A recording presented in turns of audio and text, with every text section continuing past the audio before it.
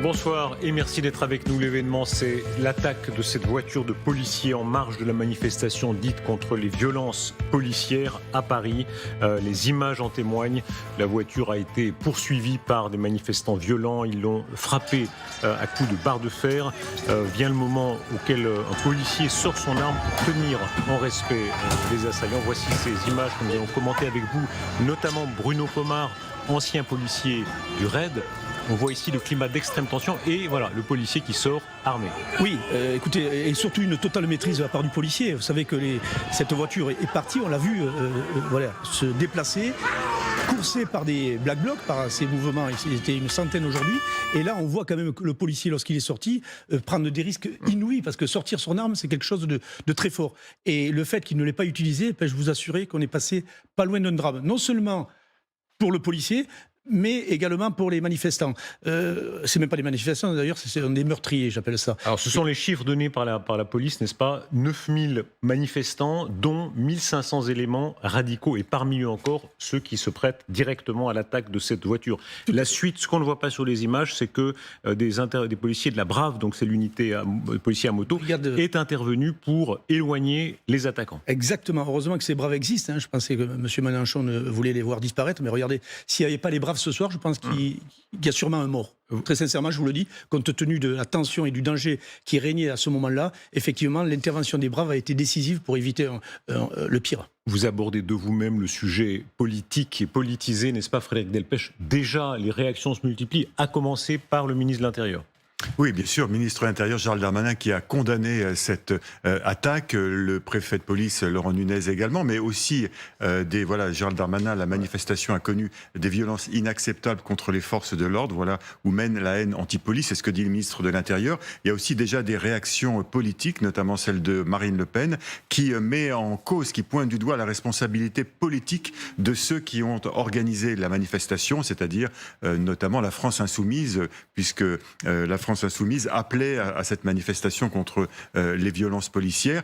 Par contre, un certain nombre de représentants de la NUPES, PS, PC, n'ont pas souhaité, n'ont pas voulu s'associer à ces manifestations en France. Il faut dire que cet événement a un énorme retentissement dans la mémoire policière parce que dans certaines circonstances, on se les rappelle peut-être, les policiers ont failli mourir, des policiers, une policière aussi ont failli mourir dans leur voiture. Rappelons-nous à Viry-Châtillon, lorsqu'ils surveillaient un réseau de caméras, les policiers ont été attaqués par une horde de dealers qui n'ont pas eu peur d'envoyer des cocktails Molotov et ils ont failli mourir tout simplement. Donc effectivement, on est dans une situation qui est complexe, mais là où il faut se poser la question également, c'est comme la CGT était très en avant sur ce sujet-là, Mme Binet, je ne comprends pas qu'il n'y ait pas un service d'ordre organisé pour éviter ce genre de choses déjà. Et je pense que c'est essentiel. Expliquez-nous ce qui se passe exactement d'abord dans le déroulement des événements. Vous êtes policier, donc vous avez le regard aussi technique. Quelle est l'arme que sort le policier ici pour tenir en respect? C'est l'arme de poing, c'est son 9 mm qui est armé. Donc c'est une arme létale. Je rappelle que s'il l'utilise, il peut neutraliser un de ces individus, sûrement le blesser, voire peut-être le tuer, dans des circonstances pareilles. C'est, encore une fois, quelque chose de grave. On le voit là, je peux vous assurer qu'on passe encore un cran dans la violence que subissent les policiers. Quand on voit un policier sortir son arme, je peux vous assurer qu'on a vu, et vous le voyez au jour le jour, des mois qui sont passés, le nombre de manifestations, rarement les policiers ont sorti leur arme de poing, leur arme létale. Là, on a passé un cap qui est très inquiétant. On imagine le climat de tension, ce qui se passe en quelques secondes dans la tête du policier qui doit gérer l'événement. Là, quelles sont les consignes? Quelles sont les consignes qui sont données à un policier? À quel moment il peut sortir son arme et à quel moment il peut en faire usage? Écoutez, légitime défense, ça s'appelle. C'est-à-dire, elle doit être proportionnée à l'attaque. Effectivement, là, quand on voit la horde de barbares, il n'y a pas d'autre terme, attaquer avec des barres de fer, effectivement, et des policiers qui sont blessés à l'intérieur de la voiture, effectivement, le policier aurait pu faire usage de son arme. Vous voyez un petit peu les dégâts que ça peut causer tout cela. Et encore une fois, c'est vrai que nos policiers ont su faire preuve, encore une fois, de discernement et l'arrivée massive des Braves ont évité le pire. Frédéric Delpech, le calendrier ici est important. Il faut rappeler d'ailleurs que demain, le président de la République s'exprimera sur TF1 et France 2. Évidemment, il y aura aussi l'écho de ces événements. Et c'est quelques semaines après les violences qui se sont arrêtées, mais enfin les violences qui ont marqué la France. Oui, et puis c'est dans un contexte où un certain nombre, des dizaines de milliers de policiers étaient mobilisés pour la venue du roi Charles, pour celle du pape à Marseille. Et Ils se sont bien passés d'ailleurs, les deux visites. Bien passés, sans compter la Coupe du Monde de rugby. Donc les policiers très mobilisés. Ils l'ont été également très mobilisés pendant les manifestations sur les retraites.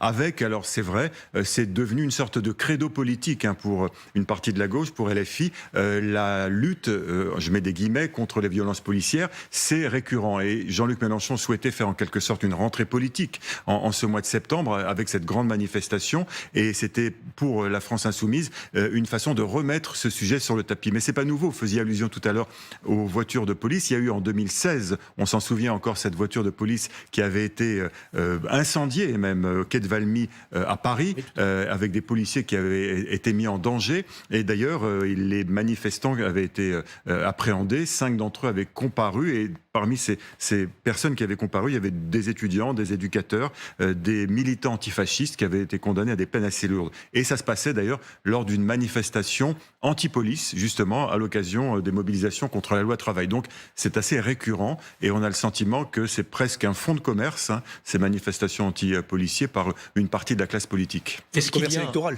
Est-ce qu'il y a une évolution? Vous parliez tout à l'heure du service d'ordre, selon vous, manquant. Est-ce que vous constatez de ce point de vue-là une évolution? C'est-à-dire que les manifestations étaient plus organisées dans un passé. On entend souvent cela, dire qu'il y avait des manifestations parfois très dures dans les slogans, dans l'engagement politique, mais plus encadré. Tout à fait, moi je l'ai connu il y a très longtemps, puisque j'ai été CRS, donc j'ai fait du maintien de l'ordre également. Effectivement, il y avait un cadre bien précis, avec des services d'ordre qui étaient organisés en contact avec la préfecture de police pour pouvoir encadrer la manifestation, et la police était là simplement pour assurer l'ordre sans plus. C'est-à-dire, s'il n'y a aucune intervention de la police, c'est gagné, je dirais. Et là, véritablement, effectivement, ça a été fait n'importe comment, c'est le cas de dire. Le climat est d'une extrême dureté. Vous me disiez, Bruno Pomar, vous avez rencontré récemment des familles de policiers. Tout ça fait écho à ce qu'elles ont vécu depuis maintenant plusieurs mois. Oui, aujourd'hui même, je vous disais tout à l'heure, Darius, que j'ai accueilli sur un site que j'ai en Eure-et-Loire 30 familles de policiers qui ont été durement touchés pendant les manifs précédentes. Je peux vous assurer que j'ai rencontré des collègues et des familles meurtries encore par ce qui s'est passé, des gens qui ont été vraiment violentés, touchés par ces manifestations dans leur chair. Et je peux vous assurer que ça m'a fait de la peine, et lorsque je vois ça, effectivement, je peux vous assurer que je suis terriblement choqué. Avec des menaces, y compris personnelles, n'est-ce pas, de plus en plus, où des policiers sont visés en tant que personnes, ou leurs familles, parfois dont les noms sont divulgués, inscrits sur des murs. Tout à fait, la préfecture de police, le ministère de l'Intérieur, avec des services qui sont mis en place effectivement pour les aider, pour pouvoir même changer de domicile. Voilà ce qu'on est obligé de faire pour éviter que ces policiers, qui étaient auparavant même des policiers de proximité, qui habitaient dans le quartier, etc., sont obligés de déménager pour éviter le pire. Est-ce qu'il y a un effet de surenchère aussi dans la police? Pendant les événements qu'on rappelait tout à l'heure, on a vu aussi des violences de la part de policiers, des violences indues, et elles étaient visibles et dans les propos et dans certains actes, parfois avec des conséquences physiques sur les manifestants. Est-ce qu'il y a là une forme de cercle vicieux où certains policiers, évidemment pas tous, mais certains policiers aussi sont entraînés dans cette surenchère? Alors, personne ne le nie, ni le ministre de l'Intérieur, ni le préfet de police, d'ailleurs, et ni les autorités de police. Effectivement, il y a des comportements qui sont déviants, on le sait, mais je vous rappelle qu'il y a peu de temps, il y a quelques jours, est sorti le rapport de l'inspection générale de la police nationale, où il y a eu 1000 et quelques policiers qui ont été sanctionnés, pour certains révoqués, de la police nationale à cause de leur comportement déviant. Donc, effectivement, il y a des éléments chez nous qui doivent être sanctionnés pour leur comportement, le manque dans la mission, mais encore une fois, on ne peut pas parler de violence systémique dans la police nationale. On voit ici à quel point le sujet politique se réinvite. Il avait un peu disparu. Là, on y est à plein. Et les réactions se multiplient dans tous les camps, d'ailleurs. Les réactions se multiplient, et sans surprise, c'est plutôt effectivement à droite une condamnation de ce qui s'est passé. Il y a également eu un tweet il y a quelques minutes de Laurent Wauquiez qui a condamné cette attaque contre une voiture de police. Alors, ce qu'il faut quand même préciser, c'est qu'il s'agit